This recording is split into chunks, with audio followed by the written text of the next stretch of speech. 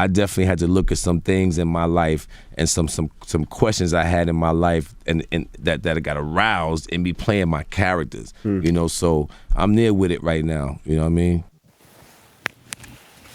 Wow. Dennis, there was another clip that we don't have, but tie those 2 points together that you made to me, I think, yesterday when we were talking about this.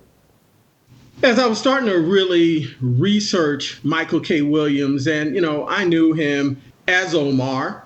I knew him as a guy who was a New Yorker who had been, you know, involved with so many, you know, youth charities and doing a lot. He was a New Yorker. He was a guy who was deeply invested in that community. But I wondered, I didn't know.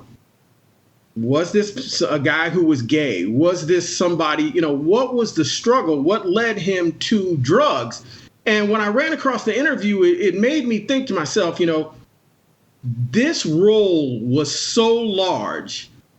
Omar loomed over Michael K. Williams, not only in the sense of, you know, his career, because it's always hard to move on from one of those characters because people always see you as that when you're in a movie or a TV show or whatever you're doing, but your personal life and thinking about this, you're talking about a young guy who's still kind of figuring out who he is as a person, figuring out who he is and how he fits into the industry.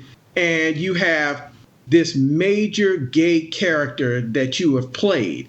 Everywhere you go, people are calling you Omar. People, you know, a lot of people didn't even know his real name until way later on down the line after he had a few more roles. So you've got this role that swallows you up, this character that completely takes you in and then twist in the sexuality with that too. So the one girl you heard her say on the Breakfast Club, you know, her and her friends were like, oh, he's not really gay.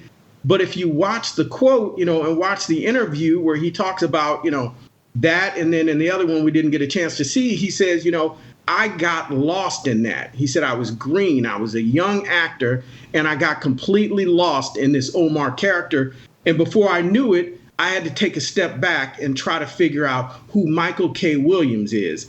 And that's a hard thing to do when the whole world is judging and questioning your sexuality. And I think he kind of says, you know, to me, at least, it sounds like he's saying something about these characters woke up something in him and made him question his own sexuality. I don't know.